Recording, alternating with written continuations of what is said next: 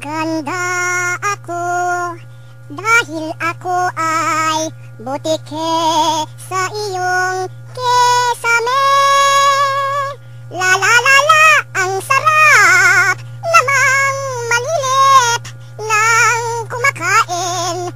Tataihan ko ang iyong pagkain. Bastos na kong tawagin, pero masarap gawin. Sana iyong maintindihan kaming mga butike, dahil pag hindi, lalaglagan kita sa iyong batok, batok, batok, la la la la la la la la la la la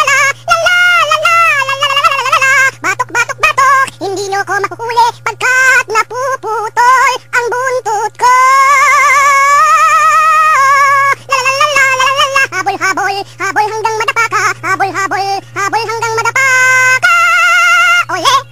Ayan ka na naman, mistulang nalulungkot ka. Ano ba ang ginawa ko na hindi masaya? Pagkat ang buhay mo ay